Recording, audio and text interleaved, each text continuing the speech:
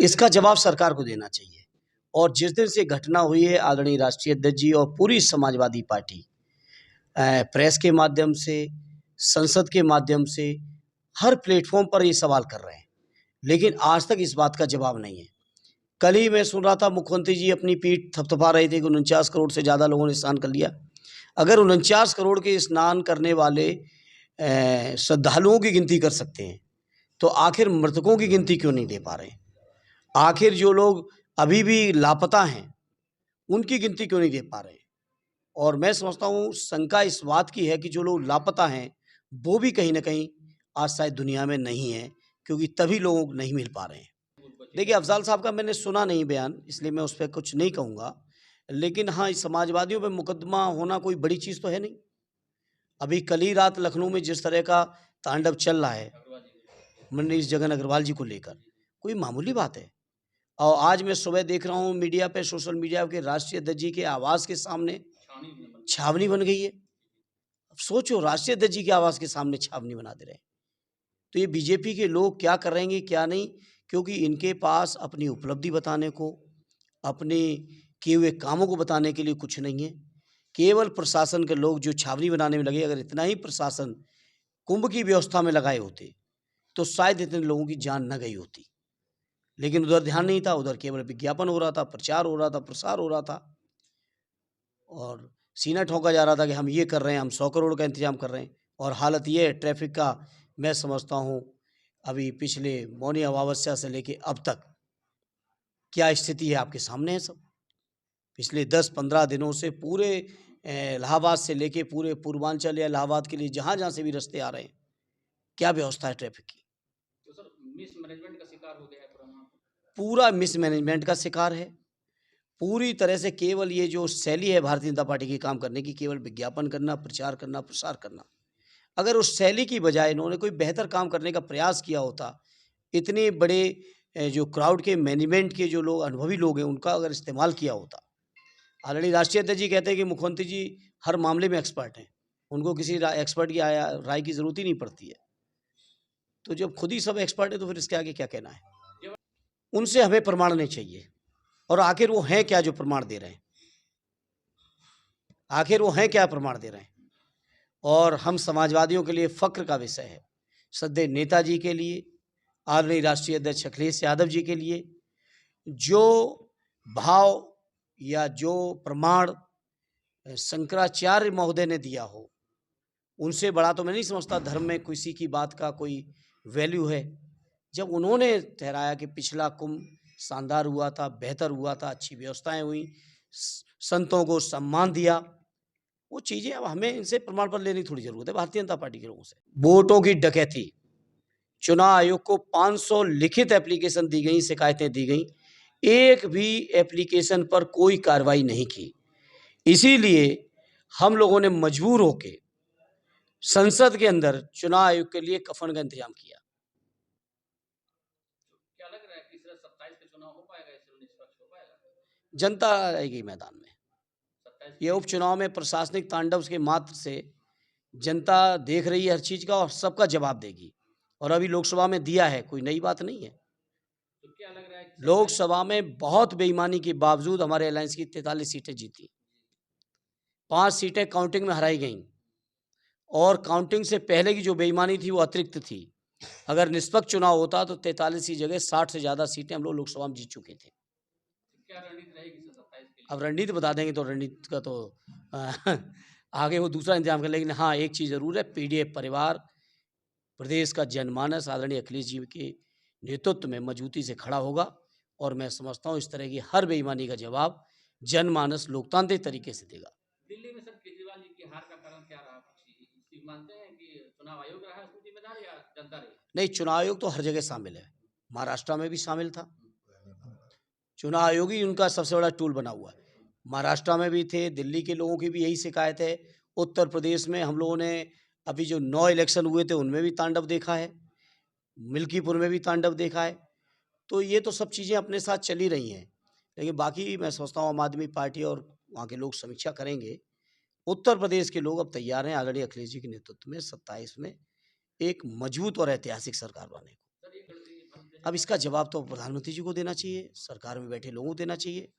मैं समझता हूँ जहाँ आज़ादी का अमृत महोत्सव मना रहे हैं देश, इतने दिनों में 75 सालों में कभी भी देश के नागरिकों का इस तरह का अपमान नहीं हुआ, जिस तरीके से बंदी बना के, हाथ और पैर बांध के लोगों को खाना नहीं मिला। वही आप समझ सकते हैं कि अमेरिका से चले थे, कम से कम 15 से 18 घंटे की यात्रा रही होगी। लोग मूलभूत सुविधाओं से वंचित थे, वॉशरूम नहीं जा पाए, खा नहीं पाए, बच्चे, महिलाएं, बुजुर्ग हाथों में बेड़ियां, पैरों में बेड़ियां डाल के जिस तरह से भेजे गए, ये बहुत दुर्भाग्यपूर्ण है और मैं समझता हूँ देश का गौरव इससे बहुत गिरा है। इस बात को संसद में भी समाजवादियों ने बहुत मजबूती से उठाया था।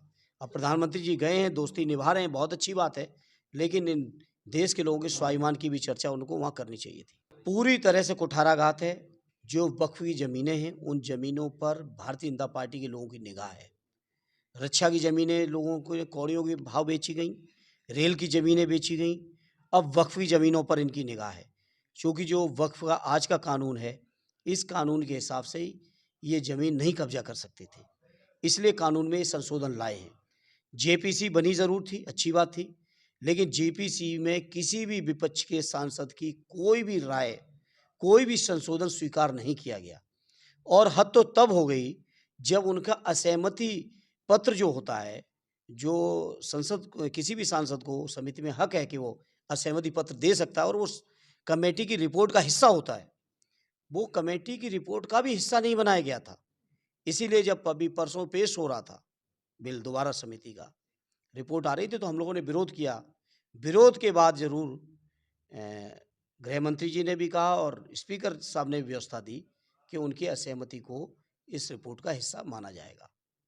हालांकि बिल का हिस्सा नहीं माना, केवल रिपोर्ट का हिस्सा माना है। तो ये का बजट रहा और क्या कुछ आजमगढ़ के लिए मिला आपने जो डिमांड? हालांकि सरकार ने दावे किए सबसे बड़े बजट किए, लेकिन सबसे बड़े बजट में भी देश के मैं समझता हूँ 90% लोग निराश हैं।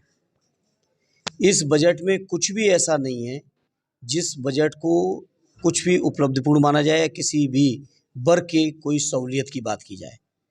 किसानों के कर्ज की स्थिति पता है आपको, एमएसपी किसानों की आज तक नहीं हुई। गन्ने का मैं समझता हूँ आधे से ज़्यादा पेराई वर्ष निकल चुका है और अभी तक गन्ने का न्यूनतम समर्थन मूल्य भी निर्धारित नहीं है। खाद की कमी देख रहे हैं, सिंचाई की हालत देख रहे हैं, बिजली की हालत देख रहे हैं। रोज़गार का कोई भी ऐसी स्कीम योजना नहीं है बजट में जिससे नौजवानों को कहीं भी राहत मिले बेरोज़गारी उनकी दूर होने की। तो समाज में किसी भी वर्ग को कोई राहत नहीं है। केवल कुछ कॉरपोरेट घरानों की सुविधाओं के लिए ज़रूर इस तरह के बजट आते हैं और शगुफ़े छोड़े जाते हैं। इस समय इस बजट में शगुफ़ा छोड़ा गया कि 12 लाख तक के इनकम टैक्स को, जी, सबसे बड़ा वही। और सच ये है उसके बाद 4 लाख का भी एक इन्होंने जारी किया है कि 4 लाख पे इतना लगना है, फिर 6 पे इतना लगना है, 8 पे इतना लगना है।